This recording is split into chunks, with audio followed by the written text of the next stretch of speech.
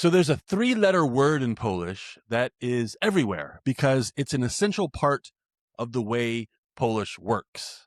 It doesn't look like much on the page when you see it. It doesn't sound like much when you're listening, but it plays a crucial role in understanding and being understood. And it has no simple translation in English. What is this word? How does it work? I'll tell you in just a second in this Polish language episode of Polsko po angielsku.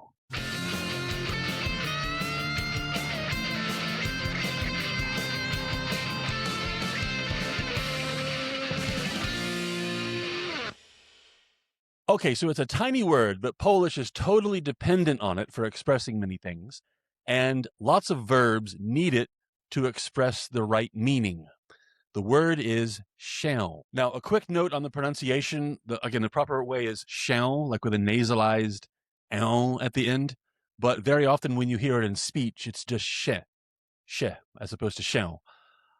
Ask a native speaker, a Polish native speaker, why, if you want a better explanation. But I think it's kind of like in English, when we have a word that ends in ing, we just drop the G sound. So it's just being lazy, basically. But się and she, it's the same thing. Okay, so think of się as a mirror because it reflects things, actions to be specific.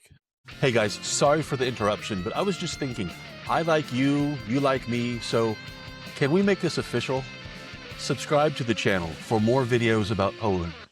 Thanks for that, and thanks for watching. Now, as always, I'm going to use English as my reference point because that's what I know. If you speak some other language, I imagine you have something similar that plays the same role as się. So in English, we have reflexive pronouns. So these are used when the subject and the object of an action are the same person or the same thing. When I look in a mirror, I'm looking at myself. You are looking at yourself. They look at themselves. We look at ourselves, and so on. I'm scratching myself. I'm talking to myself. I'm talking to a camera, but you understand. But that's the idea. Again, the subject and the object are the same person or the same thing. So we have these reflexive pronouns, but they're used in very narrow contexts, specific circumstances. Again, when an action kind of returns to its source. And that's why I say that się is like a mirror. It indicates that the person doing the action is also receiving the action. So whereas in English, we use different pronouns, myself, yourself, himself, herself, etc., in Polish, się is like one size fits all. It doesn't matter what the personal pronoun is. Look at these examples to see what I'm talking about. Now in Polish, the pronoun is built into the verb. Mia, miasz, miemy, and so on. So się is just added to indicate that, again, the action returns to the same person. This is one of the rare occasions in Polish when things are pretty simple. You add się, and the action bounces back on the same person. It's efficient, it's easy. Again, something you don't often say when we're talking about the Polish language. Actually, wait, maybe it's not so easy because the tricky part is knowing which verbs use się and which don't, because it's not very intuitive.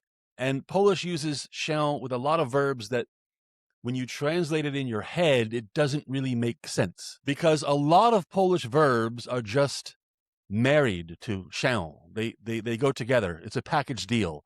It's just the way it is. These verbs don't exist really without się, and there's no logical self involved. It's just part of the verb's DNA. Just look at these examples and try to understand why you are afraid yourself or smile yourself or try yourself. If you leave the się off of these verbs, it doesn't just sound wrong.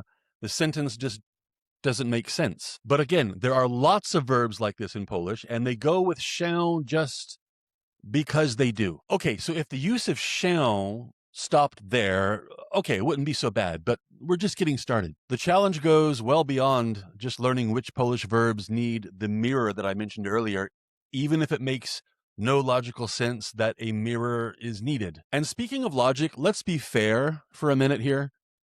All languages have these things, these situations that just defy all logic, and you can't explain it. It's just the way it is. Think about when Polish students learn English and they have to master this insane spelling that we have in English. Try to logically explain why these two words have totally different spellings but are pronounced in the exact same way, or why the sounds at the beginning of these words are completely different, but they make the exact same sound. So again, it's just the way it is. And in Polish, the use of się is one of those things where if you try to apply logic to it, it will never make sense. It's just the way it is.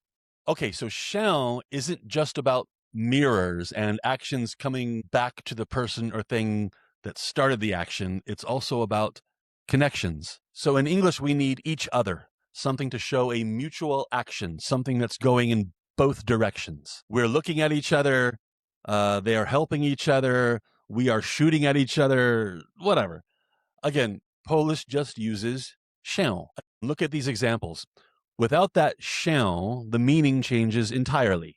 Kochamy means we love something or someone, but add the się and suddenly you have a relationship because those people love each other. So that means in addition to serving the role of a reflexive pronoun, się also serves the purpose of each other when the same action goes in both directions.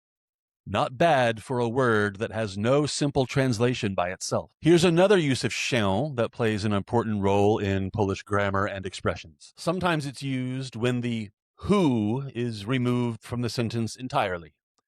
Grammar nerds call this the impersonal form. When the person doing an action isn't important, or if you're talking about a general truth, kind of like the passive voice in English, się steps in to make that clear. This also works for objects that move or act on their own. Like in English, we say the door opens when we mean the door opens automatically. In Polish, they say this, which literally means the door opens itself. Just a quick note that the word for door in Polish is plural.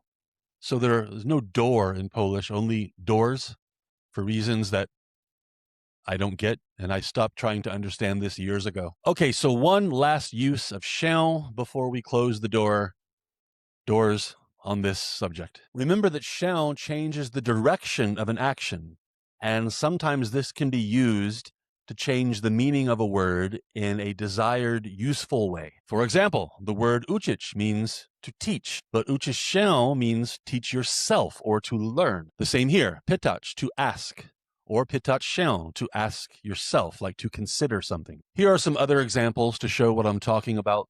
Again, the simple use of się changes the direction of the action, but the verb can be used with and without się for different meanings. So you can see the potential for problems here if you're trying to learn Polish. Adding a się or leaving one out by accident can change the direction or the meaning of a verb and cause confusion for whoever you're trying to talk to. There's a big difference between, for example, to make somebody happy and to make yourself happy, but that's the small but important distinction that się makes. Once you understand that się is a marker of inward or mutual action, things start to make more sense and the language gets easier. A little, maybe. Not really. Anyway, that's all for now. Hope you understand a little bit more about the Polish language. Thanks so much for watching. Please like and subscribe for more videos about Poland and more Polish language lessons here on Polski po Angielsku. And we'll see you next time.